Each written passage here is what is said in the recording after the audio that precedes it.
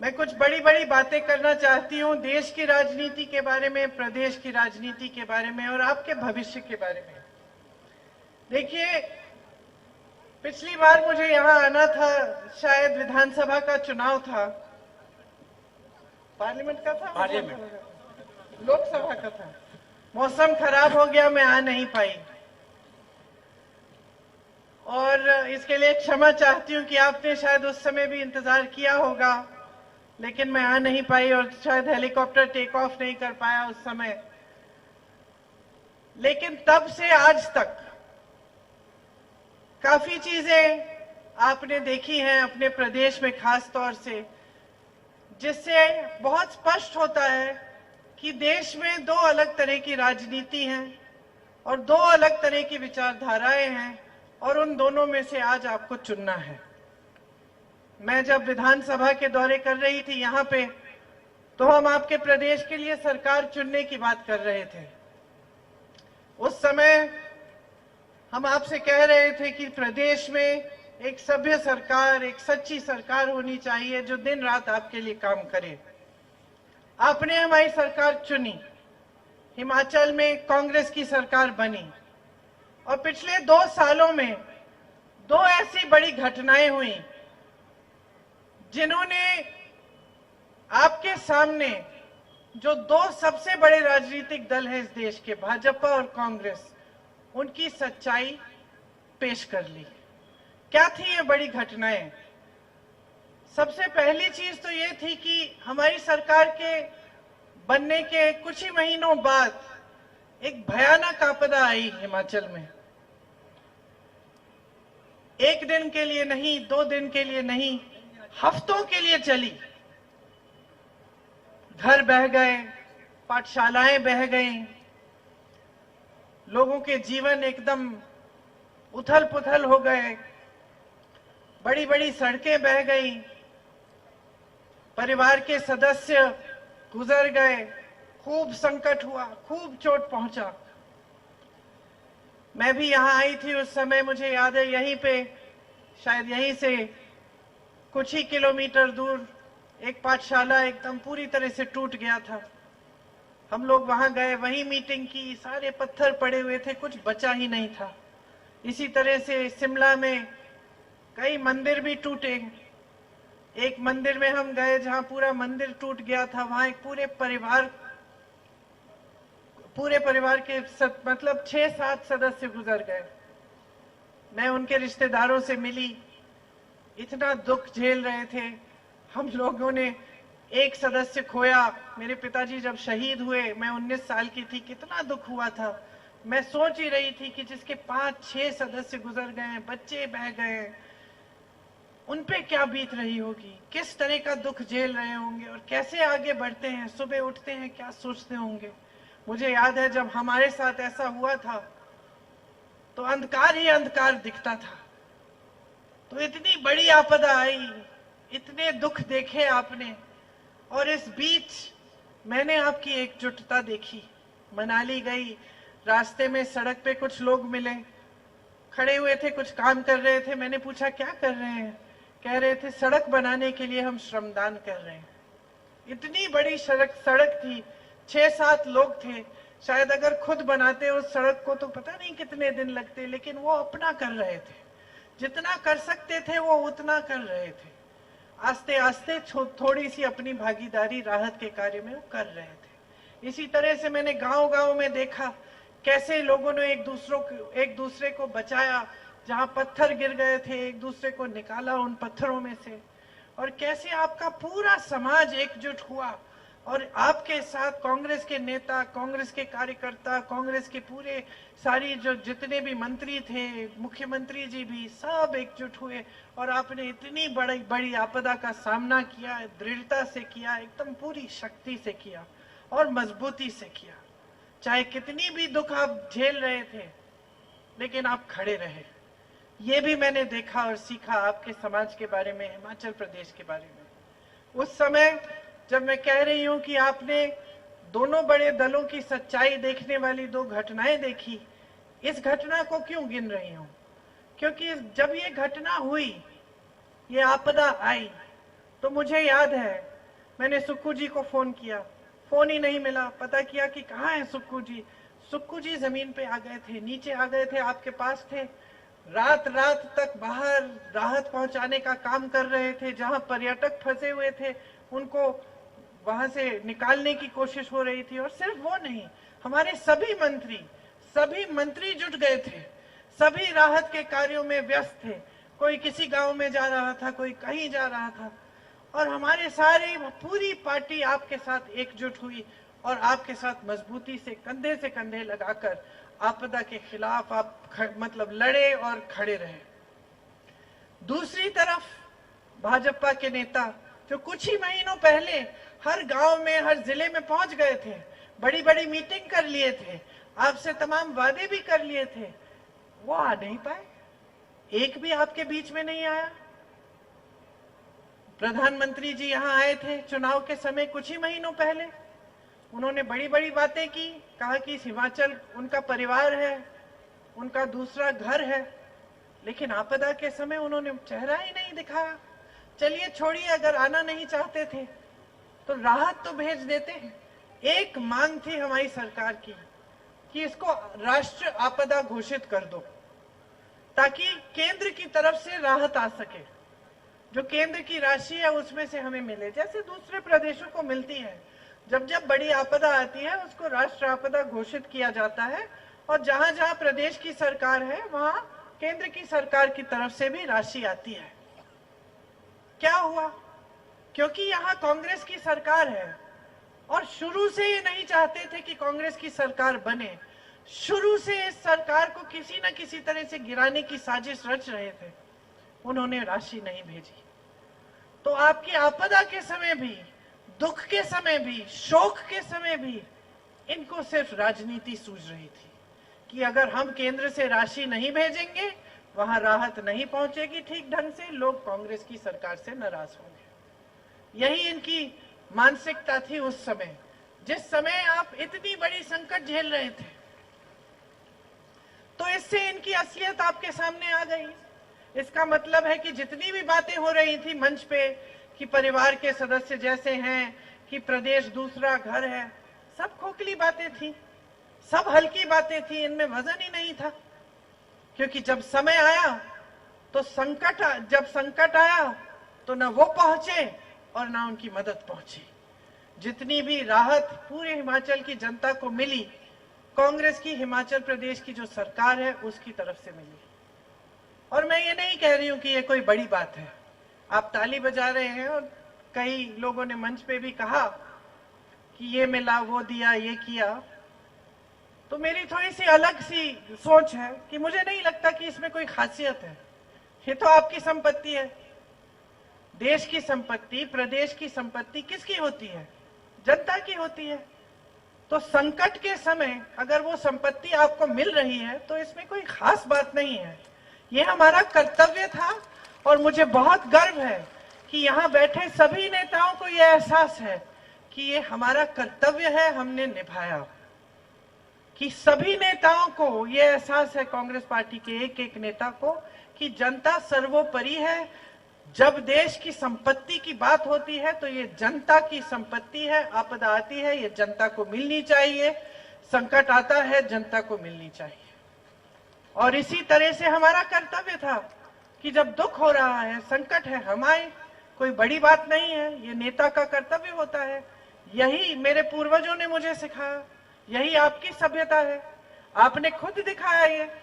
आप नेता नहीं होंगे, लेकिन जब आपदा आई, जब आपने देखा कि आपके शहर के लोग, गांव के लोग संकट में हैं, आपने भी मदद की। मैंने खुद आंखों से देखा, जैसे कहा, सड़कें बनाने में आपने मदद की, राहत पहुंचाने में मदद की, जहां लोग फंसे थे उनको निकालने में मदद की। यही मानवता होती है, यही इंसानियत होती है, और इसी के आधार पर हमारी राजनीति होती है। तो ये एक हमारी पुरानी परंपरा है, धर्म की भी परंपरा है, हमारे समाज की भी परंपरा है, हमारे समाज की भी सभ्यता है। तो आज अगर हमारी सरकार इन सब चीजों को निभा रही है, अपना कर्तव्य समझकर आपके बीच हमारे नेता आ रहे हैं, आपसे मिलजुल रहे हैं, आपके लिए कार्य कर रहे हैं, तो ये कोई बड़ी बात नहीं है। ये हमारी राजनीतिक सभ्यता है, विचारधारा है, हमारी सामाजिक धार्मिक सभ्यता भी है और हम अपने कर्तव्य को निभा रहे हैं। दूसरी तरफ आप भाजपा की विचारधारा देखिए, भाजपा के नेताओं को देखिए, किस तरह की बातें हो रही हैं। जब चुनाव प्रचार के लिए आते हैं, मंच पर खड़े होकर बड़े से बड़े नेता, हमारे प्रधानमंत्री जी, जिनके पद के प्रति तो सबकी श्रद्धा है, चाहे उनके प्रति हो न हो, लेकिन पद के प्रति तो है, क्योंकि सबसे बड़ा पद है हमारे देश में, लोकतंत्र है, आपने चुना है, हमारी श्रद्धा भी है। लेकिन इस तरह से हम देखते हैं कि हमारे प्रधानमंत्री चुनाव के समय आकर न आपकी आपदा की बात करते हैं, न बेरोजगारी की, न महंगाई की, न आपकी समस्याओं की, न आपके पेंशन की, इनकी बातें नहीं होती हैं। सिर्फ धर्म के आधार पर आपसे वोट मांगा जाता है और जो बातें होती हैं वो पूरी तरह से फिजूल की बातें। कभी कहेंगे कि आपकी अगर 2 भैंसें हैं तो कांग्रेस पार्टी 1 भैंस चुरा लेगी, कभी कहेंगे कि आपके मंगलसूत्र को घरों से निकालने के लिए एक एक्सरे मशीन लाई है कांग्रेस पार्टी। कैसी बातें हैं ये और कैसी राजनीति है कि जब जनता संकट में है तब आप आते नहीं हैं, जब चुनाव का समय होता है तो आप धर्म की बात करके वोट लेने का प्रयास करते हैं और पूरे समय आपका सिर्फ एक ही प्रयास रहता है कि किसी न किसी तरह से हमें सत्ता में रहना है। सरकार चुनी गई, यहां आपने चुनी, किसी ने थोपी नहीं आप पे। एक चुनाव था, चुनाव में आपने निर्णय लिया कि हम कांग्रेस की सरकार चाहते हैं, आपने सरकार चुनी। क्या होता है, जैसे ही आपदा खत्म होती है, ये दूसरी घटना है जिसके बारे में मैं बात कर रही हूं। एक और घटना घटती है, आपदा के कुछ ही महीनों बाद भाजपा का पूरा प्रयास, प्रधानमंत्री जी, अमित शाह जी, सबका प्रयास हो जाता है कि हम इस सरकार को गिराएंगे। कैसे गिराएंगे? क्या एक चुनाव करके गिरा रहे हैं? लोकतंत्र के तहत गिरा रहे हैं? नहीं, धन बल पे गिराएंगे। हम विधायकों को पैसा दे देकर, उन पर दबाव डाल डालकर उनको अलग कर देंगे इस पार्टी से और हम इस सरकार को गिराएंगे। किसी को 50 करोड़ दे रहे हैं, किसी को 100 करोड़ दे रहे हैं। चोरों की तरह विधायकों को छुपाकर बीच रात में कहीं ले जा रहे हैं चंडीगढ़, हेलीकॉप्टर जा रहे हैं, पूरी फोर्स निकल आ रही है, केंद्रीय फोर्सेस आ रही हैं। किस चीज के लिए? विधायकों को छुपाकर कहीं ले जाने के लिए, और वो भी वो विधायक जिनको आपने पैसे खिलाए हैं। ये लोकतंत्र का मजाक है, लोकतंत्र के खिलाफ अपराध है और प्रधानमंत्री जी, गृह मंत्री जी खुलेआम कर रहे हैं। मीडिया जो आज पूरी तरह से खरबपतियों ने खरीद रखी है, ये मीडिया वाले कह रहे हैं कि वाह वाह वाह वाह, कोई सवाल ही नहीं उठा रहा है। बहनों और भाइयों, कोई सवाल ही नहीं उठा रहा है, कोई कह नहीं रहा है कि ये गलत हो रहा है। हमारी सरकार होती थी तो छोटी सी चीज हो जाती थी, पूरी मीडिया भड़क जाती थी। और अच्छा है, अच्छा है, जागरूक मीडिया, जागरूक जनता लोकतंत्र के लिए अच्छा होता है। नेताओं को भी पटरी पे रखते हैं, नेताओं की भी फिर आदत खराब नहीं होती।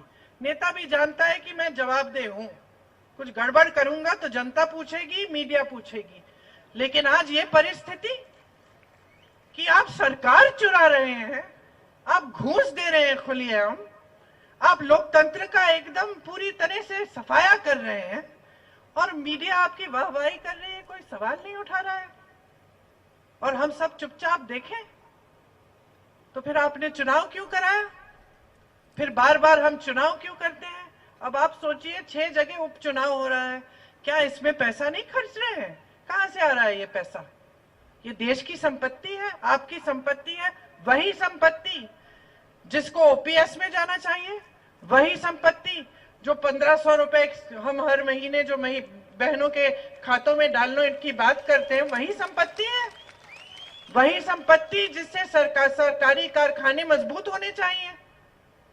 जब जब ये बातें होती हैं, आप पीछे हट जाते हैं, कहते हैं ओपीएस के लिए पैसे नहीं है, कहते हैं कि ये कांग्रेस पार्टी कैसे कैसे ऐलान कर रही है कि क्या क्या करेगी, कि जैसे ये महिलाओं के खाते में पैसे डालेंगे अर्थव्यवस्था ठप हो जाएगी।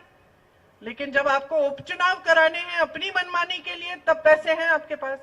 जब आपको बड़े बड़े खरबपतियों को मजबूत करना है तो 16 लाख करोड़ आप अपने खाते में से निकाल के, देश के खाते में से निकाल के उनको दे रहे हैं, कर्ज माफ कर रहे हैं। जब किसान के कर्ज की बात होती है तो आप कहते हैं कि अर्थव्यवस्था ठप हो जाएगी, पैसे ही नहीं है। किसान कर्ज क्यों लेता है? किसान कर्ज क्यों लेता है? किसान तब कर्ज लेता है जब बेटी की शादी होती है, जब बच्चे को शिक्षित करने के लिए किसी बड़ी ट्यूशन की फीस देनी पड़ती है, या जब खेतों का नुकसान हो जाता है, भुगतान नहीं मिल रहा है, जब पेट भरना पड़ता है, जब बच्चे सो रहे हैं बगैर खाए पिए, तब लेता है कर्ज किसान। और ये लोग क्या कहते हैं? किसान के कर्ज माफ करने के लिए 1 रुपया नहीं है। नहीं हो सकता। 16 लाख करोड़ रुपए आपको अडानी जी, अंबानी जी के लिए माफ करने के लिए है, किसान के लिए नहीं है। आज सेब के किसान की स्थिति देखिए, पूरे हिमाचल में क्या स्थिति बना रखी है। सारे कोल्ड स्टोरेज बड़े बड़े खरबपतियों के हैं। आज अडानी जी तय कर रहे हैं कि आपका सेब कितने में खरीदेंगे, कितने में बेचेंगे। ABC सेब बना दिए हैं, और कभी A को B में डाल देते हैं, कभी B को C में डाल देते हैं, ताकि आपको कम पैसे मिले। जब जी चाहे तब बिकेंगे। अमेरिका से सेब आ रहा है, मोदी जी की सरकार ने टैक्स कम कर दिया है अमेरिकन लोगों को और ट्रंप जी को खुश करने के लिए। और यहाँ का किसान पिस रहा है, मर रहा है। आपने हर चीज पे GST लगा रखी है, कर्ज चुका नहीं पा रहा है, उसके सेब बिक नहीं रहे हैं। कोई ग्राहक दुकान में जाता है, उसको अमेरिकन सेब कम का मिलता है, कौन सा खरीदेगा? अमेरिकन वाला खरीदेगा। तो आपने हर तरफ से वार कर रखा है जनता पे। गरीबों पर वार है, किसानों पर वार है, महिलाओं पर अत्याचार होता है, आप खड़े नहीं होते। बड़े बड़े मंचों पर कह देते हैं हम महिलाओं के लिए आरक्षण ला रहे हैं, बाद में पता चलता है 10 सालों के लिए आरक्षण ही नहीं आएगा। जब जब अत्याचार हुआ है महिलाओं पे इस देश में, कभी महिलाओं के साथ नहीं खड़े हुए। हाथरस में हुआ, जिन्होंने अत्याचार किया उनके साथ खड़े हो गए। उन्नाव में हुआ, मैं गई थी उस परिवार से मिलने के लिए, हाथरस भी गई, मैं हर जगह गई। मैंने पूछा, वहां उस लड़की की माता ने मुझे बोला कि उसका मुंह नहीं देख पाई चिता जलने से पहले, इन्होंने चिता जला दी बगैर माता पिता के। दूसरी जगह उन्नाव गई, लड़की के पिता ने मुझे कहा कि उस लड़की में इतना साहस था, रोज सुबह उठ के अलग डिस्ट्रिक्ट में जाती थी, क्योंकि उनके डिस्ट्रिक्ट में उनका FIR भी दर्ज नहीं हुआ। वहां एक दिन चली गई कचहरी में, वापस आते हुए उन्होंने जला दिया।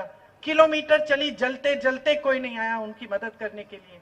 जब मैं वहां गई, पूरे प्रशासन, पूरी सरकार अत्याचारी के साथ खड़ी थी, उसके परिवार के पास कोई नहीं आया मदद करने के लिए। यही मणिपुर में हुआ। कर्नाटका में तो हद हो गई। जिस नेता ने 100-200 महिलाओं के साथ अत्याचार किया, उसके साथ मोदी जी मंच पे खड़े होके वोट मांग रहे हैं, कह रहे हैं इनको वोट देंगे तो मेरे लिए वोट है। और वो भाग जाते हैं देश से, वो देश से भाग जाते हैं। और मोदी जी और गृह मंत्री जी ऐसे कि उनको पता ही नहीं। तो ये सब देश में हो रहा है। किसी की चाहे मिडिल क्लास हो, आज मिडिल क्लास की क्या हालत है? क्या महंगाई से आपकी मार नहीं है? ये ऐसी बात नहीं है। मिडिल क्लास भी आज बहुत ही दुखद स्थिति में है। बच्चे को पढ़ाने के लिए, हर चीज को करने के लिए इतनी मेहनत करनी पड़ती है, फिर भी कमाई पूरी नहीं होती। गैस का सिलेंडर 1200 रुपए का कौन खरीदेगा? जब 400 रुपए का था तो ये लोग नाटक करते थे। आज इन्हीं के राज में 1200 हो गया है, बोलती बंद हो गई है इनकी। तो ये परिस्थितियां बना दी हैं पूरे देश में। आपने 2 घटनाएं देखी जिनसे इनकी पूरी सच्चाई आपके सामने आ गई। एक आपदा, एक दूसरी जो सरकार गिराने वाली घटना थी। ये तो हमारी कांग्रेस पार्टी के जो नेता है वो दृढ़ रहे, सरकार बचा ली, नहीं तो इनकी चलती तो आपकी चुनी गई सरकार है वो गिर जाती। तो आपने सच्चाई देख ली है, मोदी जी की सच्चाई देख ली है, तमाम आपके बड़े बड़े जो नेता हैं हिमाचल के भाजपा के, उनकी सच्चाई देख ली। कहां थे वो? कहां थे आपदा के समय? आए आपके पास? तो सारी सच्चाई आपके सामने है। जब जब हम आपकी बात करते हैं, ये लोग फिजूल की बातें उठा देते हैं। हम OPS की बात करते हैं, कहते हैं कि नहीं हो सकता। अभी NPS के पैसे इन्होंने रोक रखे हैं ताकि हिमाचल में पूरी तरह से OPS लागू ना हो। सुक्खू जी लड़ रहे हैं, फिर भी किसी भी हालत में वो कर रहे हैं काम। तो हमने कुछ वादे किए चुनाव से पहले, और उन वादों को पूरा करने का काम हमने पूरी तरह से शुरू किया और लागू है, चल रहा है वो काम। इन्होंने जो वादे किए उनका क्या हुआ? 15 लाख आपके खाते में डालने का वादा 10 साल पहले, 10 साल गुजर गए, कहां है 15 लाख? पूरी दुनिया के जो का जो काला धन है उसको वापस लाने का वादा, क्या हुआ? किसने देखा काला धन? भाजपा पार्टी इस दुनिया की सबसे अमीर पार्टी जरूर बन गई 5 सालों में, और ये मैं नहीं कह रही हूं, रिपोर्ट है इसकी कि दुनिया की सबसे अमीर पार्टी भाजपा तो बन गई, लेकिन किसी और ने कोई काला धन नहीं देखा इस देश में जो ये वापस ला रहे थे दुनिया से। इन्होंने कहा किसान की आय दुगनी होगी, क्या हुआ? किसान पिस रहा है, हर चीज पे आपने जीएसटी डाल दी, टैक्स आप हमारे किसानों पे डाल रहे हो और अमेरिकन किसानों के सामान पे उतार रहे हो। तो इनके वादों का क्या हुआ?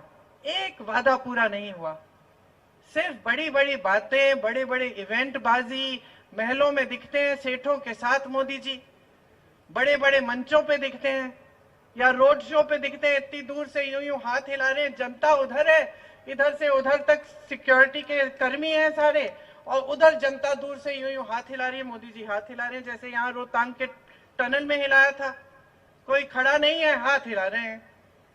कभी कष्ट तो करें जनता के बीच में आने का, एक बार आके पूछ ले कि आपकी परिस्थितियां क्या हैं। 10 साल से मैं प्रधानमंत्री हूं, मैं जानना चाहता हूं भाई तुम्हारी खेती कैसे चल रही है। यही तो परंपरा रही हमारे लोकतंत्र की। इंदिरा जी पैदल आती थी अपने संसदीय क्षेत्र में, रायबरेली में पूछिएगा, गांव में जाती थी, पैदल जाती थी। मैं किसी दूर दराज इलाके में सोनभद्र में गई एक बार, उत्तर प्रदेश में, कुछ वहां पे नरसंहार हो गया था, मैं वहां गई, छोटे से गांव में गई, और मुझे एक महिला ने बिठाया कोने में, खीर लाई घर में से, कहती है कि ये खीर ना बुढ़िया सी थी, कहती है मैंने ऐसी खीर तुम्हारी दादी को खिलाई। और मैं चौंक गई, मैं खुद सोच रही थी कि दादी जी उस समय जहां यहाँ सड़क भी नहीं होगी, क्योंकि इतना दूर दराज इलाका था कि मुझे इतना कष्ट करना पड़ा वहां पहुंचने के लिए, कि वो कैसे पहुंची उस जमाने में, लेकिन पहुंची। और जहां जहां मैं जाती हूँ इस देश में, मुझे पता चलता है कि यहाँ वो पहुंची। वो नहीं पहुंची तो नेहरू जी पहुंचे, वो नहीं पहुंचे तो राजीव जी पहुंचे, वो नहीं पहुंचे तो कोई और पहुंचा।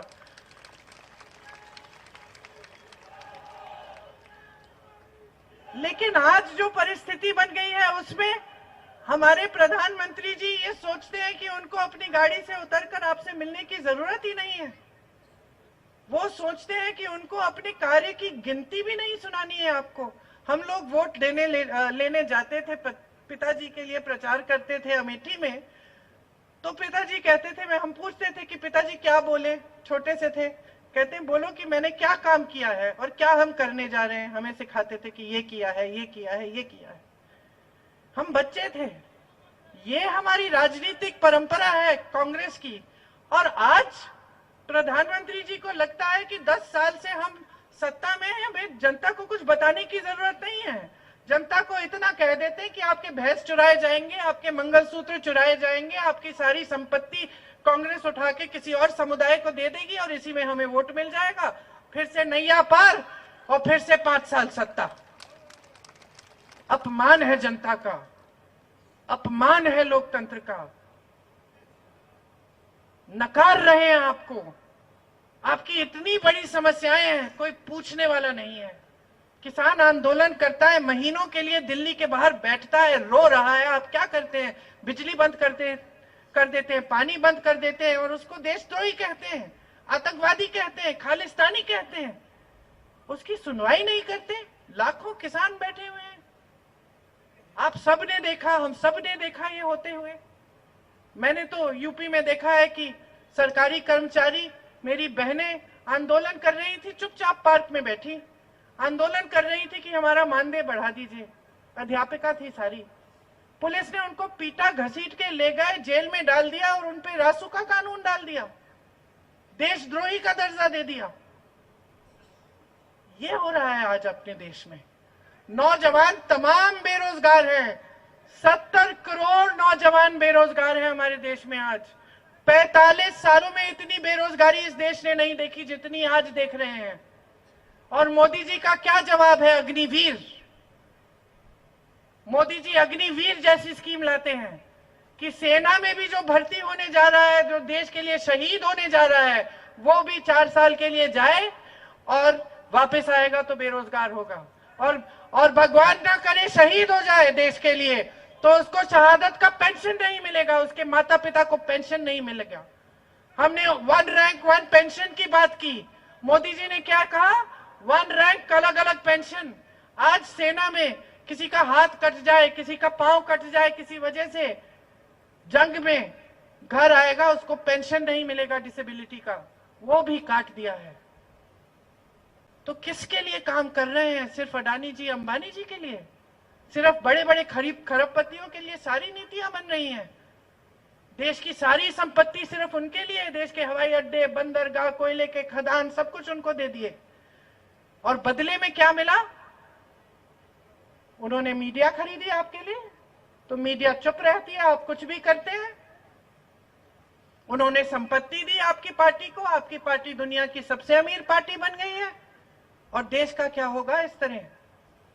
तो बहनों और भाइयों, समझ लीजिए, आज जितनी महंगाई है, जितनी बेरोजगारी है, उसकी वजह है क्योंकि गलत नीतियां चल रही हैं देश में, क्योंकि ऐसी राजनीति हावी हो गई है पूरे देश में जिसके नेता समझ रहे हैं कि धर्म के आधार पर आपसे वोट ले लेंगे हर 5 साल, हिंदू मुस्लिम करके हर चुनाव में जीत हासिल कर लेंगे, सत्ता ले लेंगे, उसके बाद काम करने की कोई जरूरत नहीं है। यही उनकी विचारधारा है, इसीलिए हर चुनाव में सिर्फ यही बात उठती है। मैं कहती हूं, मोदी जी 10 सालों के लिए हमारे प्रधानमंत्री रहे हैं, आप हिम्मत करिए, आके बताइए जनता को कि क्या क्या किया है जनता के लिए। एक चुनाव लड़ लीजिए जनता के मुद्दों पर, एक चुनाव महंगाई पे, बेरोजगारी पे, किसानों की मुसीबतों पे, महिलाओं पर अत्याचार हो रहा है उन पे, उनको आप कैसे सक्षम बनाएंगे, उनको कैसे अपने पैरों पे खड़े होंगे, एक चुनाव लड़के दिखा दीजिए। हिम्मत है तो दिखाइए, लेकिन हिम्मत नहीं है। और माफ कीजिए, देश की जनता है आप, लेकिन आदत आपने बिगाड़ी है। जब नेता को पता चल जाता है ना कि जनता को बहका के वोट मिल जाएगा, तो एक आदत बन जाती है जो सबसे ज्यादा नुकसान जनता की करती है। मैं हमेशा ये कहानी बताती हूं, आखिरी बार बोल रही हूं, बात बोल रही हूं, उसके बाद बंद। मैं एक महिला के घर गई, यूपी में एक मोहल्ले में, छोटा सा गांव था। मैं उसके घर गई, घर में पानी नहीं था, बिजली नहीं थी, बच्चे खेल रहे थे जमीन पे। मैंने कहा स्कूल जाते हैं? कहती है नहीं, पाठशाला नहीं है पास में, दूर है, कौन ले जाएगा दीदी, मैं ही देखभाल कर लेती हूँ। तुम क्या करती हो? मैं छोटा सा काम कर लेती हूँ, वो क्या चूड़ियों का काम था, कांच की चूड़ियों का काम था, वो मैं कर लेती हूँ, जितना कमा लेती हूँ। वही अकेली थी, पता नहीं, मैंने पूछा नहीं कि पति कहाँ है, हो सकता है विधवा थी। तो मैंने कहा कि भाई वोट किसको दोगी?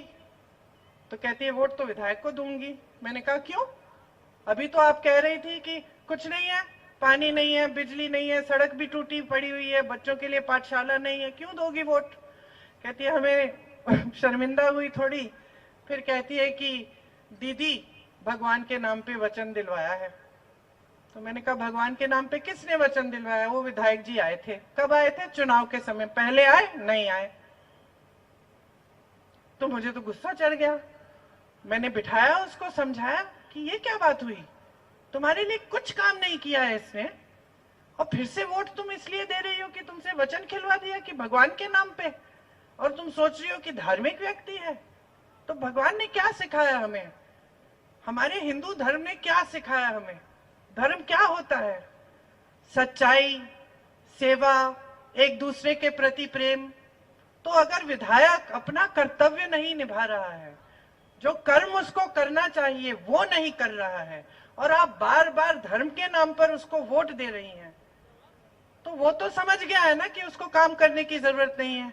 लेकिन आपका क्या हो रहा है? आपके तो बच्चे जमीन पे खेल रहे हैं, आपके बच्चों के लिए पाठशाला तक नहीं है।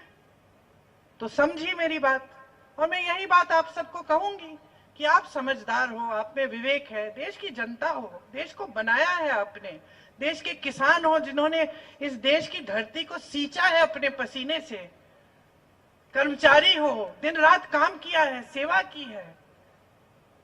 अपना कारोबार है, तो नेहरू जी तो कहते थे कि जिसका अपना भी बिजनेस है, जो भी काम कर रहा है अगर दिल से कर रहा है तो वो देश का निर्माण कर रहा है। हर स्तर पर आप देश का निर्माण कर रहे हो, ईमानदारी से अपना जीवन जीने की कोशिश करते हो, सबकी मदद करने की कोशिश करते हो। तो क्या इतनी भी उम्मीद नहीं होनी चाहिए नेताओं से? क्या आपको ये उम्मीद नहीं रखनी चाहिए कि जिस नेता को आप चुन रहे हो, जिस राजनीतिक दल को आप अपना कीमती वोट दे रहे हो, उसकी भी यही सभ्यता हो, वो भी आपके सामने सच्चाई से पेश आए, गहराई से आपकी समस्याओं को समझे, उनको सुलझाने की कोशिश करे, और जब इस देश का काम को करे, इस देश के निर्माण के काम को, तो ईमानदारी से और सच्चे दिल से करे। ये उम्मीद तो रख सकते हैं ना आप? तो देख लीजिए आपके सामने क्या है। जैसे मैंने कहा, भाजपा की सच्चाई आपके सामने है, कांग्रेस की सच्चाई आपके सामने है। आज सुक्खू जी जैसे सीएम है जो आपके साथ मिलजुलते हैं, साधारण व्यक्ति की तरह अपना जीवन जीते हैं।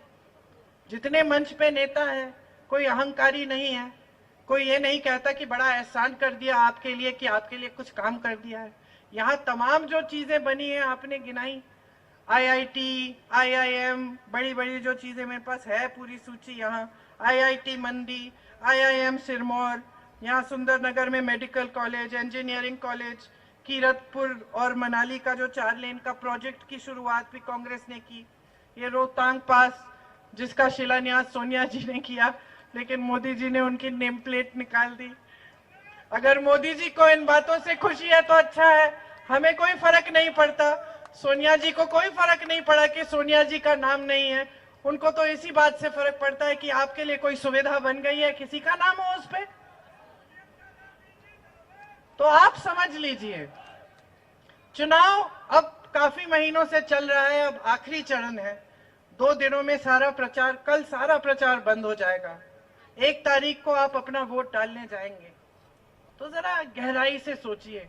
2 मिनट के लिए मेरे आग्रह पर वोट डालने से पहले अपनी आंखें बंद करके गहराई से सोच लो, किसके लिए डाल रहे हो ये वोट? अपने लिए डाल रहे हो, अपने बच्चों के भविष्य के लिए डाल रहे हो, अपने गांव, अपने शहर, अपने प्रदेश, अपने देश के लिए डाल रहे हो। और देश आपकी भी जिम्मेदारी है। एक लोकतंत्र बना हमारे देश में, एक संविधान बना, वो आपको मजबूत करने के लिए बना, आपके अधिकारों को मजबूत करने के लिए बना। ये तो संविधान को बदलने की बात भी करते हैं कि कल क्या जाने क्या कर लेंगे, आरक्षण हटा देंगे, आपके वोट का अधिकार हटा देंगे, क्या जाने क्या कर लेंगे, क्योंकि इनकी तो जवाबदेही है ही नहीं। आज तो ये सोचते हैं कि कुछ भी कर सकते हैं, सरकार गिरा देंगे पैसे देके, कुछ भी कर लेंगे, और आप पूरी छूट दे रहे हो। तो 1 तारीख को सोच लो कि कैसी राजनीति चाहते हो अपने देश में, कैसी सरकार चाहते हो, कैसे प्रधानमंत्री चाहते हो आप। और सोच समझकर और पूरे विवेक से, जो अपने जीवन का अनुभव है उसी को देखते हुए आप अपना वोट डालो। मुझे पूरा यकीन है कि अगर आप अपने विवेक से वोट डालोगे तो कांग्रेस पार्टी को ही जाएगा आपका वोट, क्योंकि हम सच्चे दिल से आपकी भलाई चाहते हैं। आपने बहुत बहुत ध्यान से मेरी बातें सुनी, आपको बहुत बहुत धन्यवाद। खासतौर से मेरी बहनों को, बहुत समय से आप बैठी होंगी यहाँ, बहुत बहुत धन्यवाद। जय हिंद।